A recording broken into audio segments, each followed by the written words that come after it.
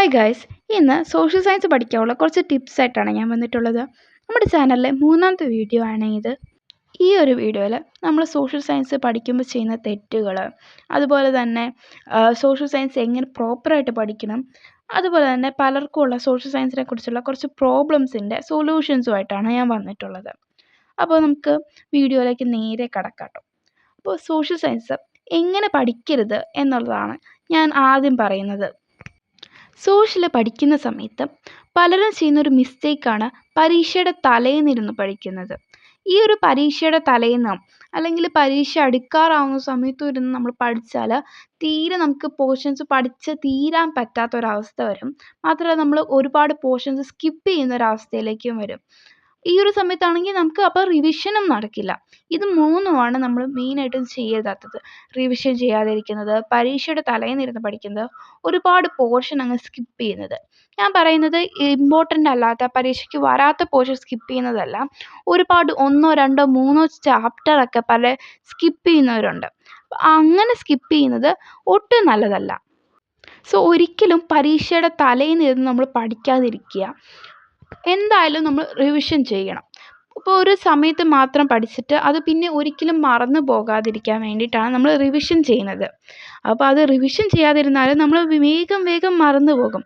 പിന്നെ പരീക്ഷയുടെ തലേന്ന് ഒട്ടും നോക്കിയില്ലെങ്കിൽ അത് തീരെ നമുക്ക് കിട്ടില്ല. പരീക്ഷയുടെ സമയത്ത് ഭയങ്കരമായിട്ട് കൺഫ്യൂഷൻ അടിച്ചിരിക്കേണ്ടി വരും.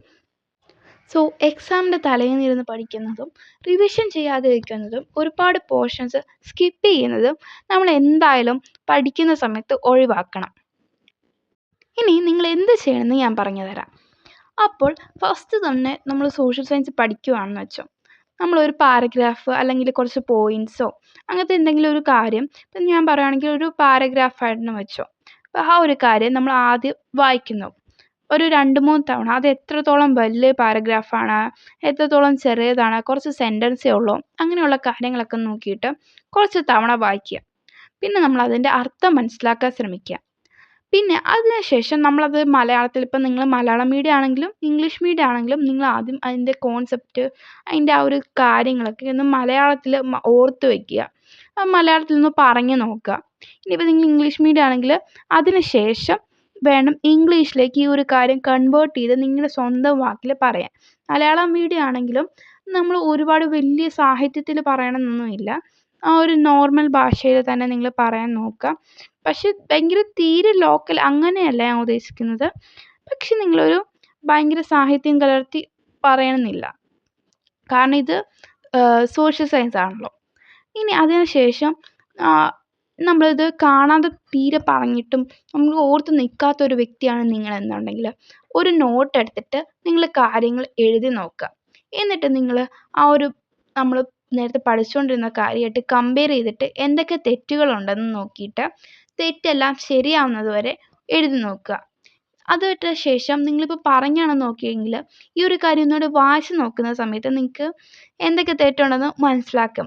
പിന്നെ ഏതെങ്കിലും പോയിൻറ്റ്സ് മിസ്സായിട്ടുണ്ടെങ്കിൽ അതും നിങ്ങൾക്ക് മനസ്സിലാകും. ഇനി ഇതിന് ശേഷം നിങ്ങൾ ഇത് പ്രോപ്പറായിട്ട് ഓൾമോസ്റ്റ്, ഇപ്പോൾ വലിയൊരു പാരഗ്രാഫ് ആണെങ്കിൽ ഇച്ചിരി പോയിൻറ്റ്സ് വല്ലതും മിസ്സായെന്ന് വെച്ചാൽ ഭയങ്കര കുഴപ്പമില്ല. അപ്പോൾ നിങ്ങൾ ഓൾമോസ്റ്റ് എല്ലാം കറക്റ്റ് അതുപോലെ വരുന്നത് വരെ ഒന്ന് എഴുതി നോക്കുക, അല്ലെങ്കിൽ പഠിച്ച് പറഞ്ഞു നോക്കുക. ഇനി ഇതാണ് നമ്മൾ പ്രോപ്പറായിട്ട് സോഷ്യൽ സയൻസ് പഠിക്കേണ്ട രീതി.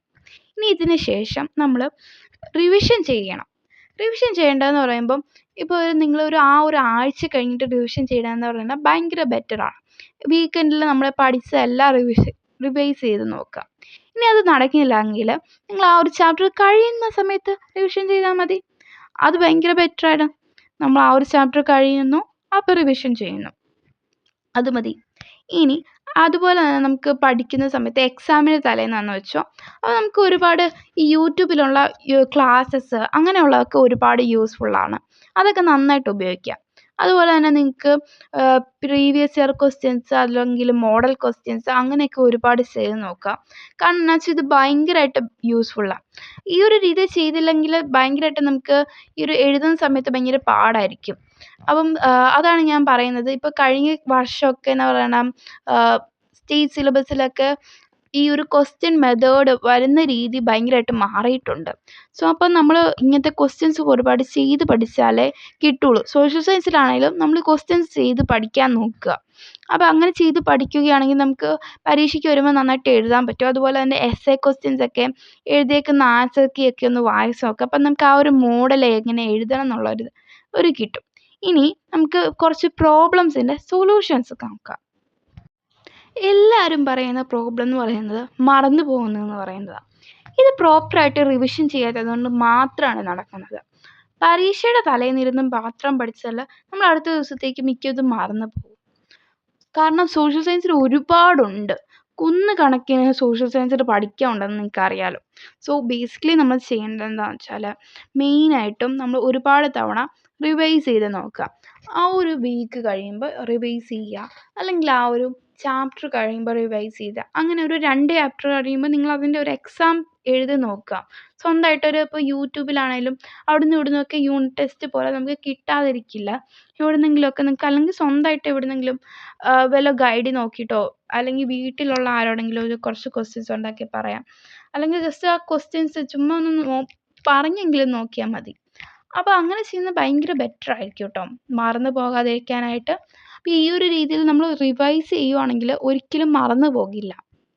ഒരുപാട് തവണ മാക്സിമം റിവൈസ് ചെയ്ത് നോക്കുക. നിങ്ങൾക്ക് എത്രത്തോളം തവണ റിവൈസ് ചെയ്യാൻ പറ്റുമോ അത്രത്തോളം തവണ റിവൈസ് ചെയ്ത് നോക്കുക.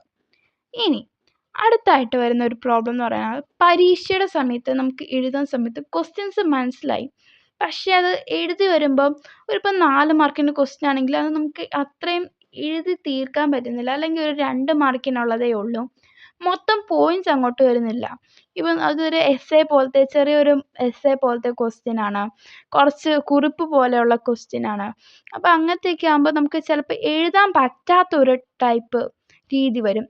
സംഭവം അറിയാം, പക്ഷെ അത് എങ്ങനെ എഴുതണം എന്നുള്ളൊരു രീതി വരും. ഇതെന്താ പ്രശ്നം എന്ന് വെച്ചാൽ നമ്മൾ അങ്ങനത്തെ ടൈപ്പ് ക്വസ്റ്റ്യൻസ് തീരെ നോക്കാതെ വരുന്നതാണ് ഇങ്ങനത്തെ പ്രശ്നം എന്ന് പറയുന്നത്. അതുപോലെ തന്നെ പല സമയത്തും കുറേ ഈ ഒരു ചെറിയ ചെറിയ ക്വസ്റ്റ്യൻസ് ഒക്കെ ഇപ്പോൾ 1 മാർക്കിൻ്റെ ഒക്കെ ക്വസ്റ്റ്യൻസ് പലതും എങ്ങനെ ചെയ്യണം എന്നുള്ളൊരു ഡൗട്ട് പോലും. അപ്പോൾ ഇതൊക്കെ മെയിനായിട്ട് നമ്മൾ ക്വസ്റ്റ്യൻസ് പ്രാക്ടീസ് ചെയ്ത് നോക്കാതെ വരുമ്പോഴാണ് ഇങ്ങനത്തെ പ്രശ്നങ്ങൾ വരുന്നത്. തീരെ പ്രാക്ടീസ് ചെയ്യാതെ വരുമ്പോഴാണ് നമുക്ക് പലപ്പോഴും എഴുതാൻ തീരെ കിട്ടാതെ വരുന്നത്. അപ്പോൾ പഠിച്ചിട്ടുണ്ടെങ്കിലും എഴുതാൻ തീരെ കിട്ടാത്തത് പ്രാക്ടീസ് ഒട്ടും ഇല്ലാത്തത് കൊണ്ടാണ്. ഇനി നിങ്ങൾക്ക് മനസ്സിലാവുന്നില്ല എങ്കിൽ എന്ത് ചെയ്യണമെന്ന് ഞാൻ പറയാം. നിങ്ങൾക്ക് യൂട്യൂബ് ക്ലാസ്സസ് ഒരുപാട് കാണാം, അല്ലെങ്കിൽ ഒരു ട്യൂഷന് പോകാം. നിങ്ങളുടെ കൂടെയുള്ള സഹപാഠിയോട് ചോദിക്കാം, അല്ലെങ്കിൽ ടീച്ചേഴ്സിനോട് ചോദിക്കാം, വീട്ടിലുള്ള പേരൻസിനോട് ചോദിക്കാം, നിങ്ങളുടെ വീട്ടിലൊക്കെ ഉള്ള ചേട്ടൻ ചേച്ചി അവരോടൊക്കെ നന്നായിട്ട് ചോദിക്കാൻ പറ്റും. അപ്പം നമ്മൾ പിന്നെ ലേബറിൻ്റെ പോലെയുള്ള ഗൈഡ്, സ്റ്റുഡൻസിൻ്റെ അങ്ങനത്തെയുള്ള ഗൈഡുകളൊക്കെ നമുക്ക് ഉപയോഗിച്ചാൽ ഇതിനകത്തും കുറേ കാര്യങ്ങളുണ്ട്. അപ്പം ഇങ്ങനത്തെ ഗൈഡുകളൊക്കെ ഞാൻ ഓഫ് കോഴ്സ് നിങ്ങളോട് ചെയ്യാൻ പ്രിഫർ ചെയ്യും. കാരണം എന്നാ വെച്ചാൽ ഇതിനകത്ത് ഇങ്ങനെ കുറേ കാര്യങ്ങളുണ്ട്. നമുക്ക് ഒരുപാട് ഇപ്പോൾ previous year questions, model questions അങ്ങനെയുള്ള കാര്യങ്ങളൊക്കെ ഉണ്ട്. സോ ഇതൊക്കെ ഭയങ്കര യൂസ്ഫുൾ ആയിരിക്കും. അപ്പോൾ അല്ലെങ്കിൽ നിങ്ങൾക്ക് ഓൺലൈനായിട്ട് ബാച്ചുകളൊക്കെ ഉണ്ടല്ലോ ഒരുപാട്. എക്സാമിനറും, എജുപോർട്ട്, സൈല അങ്ങനെയുള്ളവരുടെയൊക്കെ ബാച്ചുകളുണ്ട്. അവിടെയൊക്കെ ജോയിൻ ചെയ്യാം. അല്ലെങ്കിൽ എയോട് ചോദിക്കാം. ഇങ്ങനെ ഒരുപാട് സോഴ്സ് നിങ്ങൾക്ക് ഡൗട്ട് ക്ലിയർ ചെയ്യാനായിട്ടുണ്ട്. അപ്പോൾ ഇങ്ങനെയുള്ള സോഴ്സസ് ഒക്കെ നോക്കി നമ്മുടെ ഡൗട്ട്സ് ഒക്കെ ക്ലിയർ ചെയ്യുക. ഇല്ലെങ്കിൽ നിങ്ങളിപ്പോൾ ഇംഗ്ലീഷ് മീഡിയം ആണെങ്കിൽ മലയാളം മീഡിയം ടെക്സ്റ്റ് ബുക്ക് ഒക്കെ ഡൗൺലോഡ് ചെയ്താലും ഒരുപാട് ഡൗട്ട്സ് ക്ലിയർ ആകും. ചിലപ്പം അങ്ങനെ ക്ലിയർ ആണെന്ന് കംപ്ലീറ്റ് ആയിട്ടില്ല, പക്ഷേ ഇങ്ങനെ ഒരുപാട് ആളുകളോട് ചോദിക്കും നമ്മുടെ ഡൗട്ട്സ് എല്ലാം ക്ലിയർ ആകും. അപ്പം ഈ ഒരു രീതി പഠിക്കുകയാണെങ്കിൽ നിങ്ങൾക്ക് നല്ല മാർക്ക് സ്കോർ ചെയ്യാൻ പറ്റുമേ. അപ്പോൾ ഇന്നത്തെ വീഡിയോ ഇത്രയേ ഉള്ളൂ. ചാനൽ ഇഷ്ടമായിട്ടുണ്ടെങ്കിൽ സബ്സ്ക്രൈബ് ചെയ്ത് ലൈക്ക് ചെയ്യാൻ മറക്കണ്ട.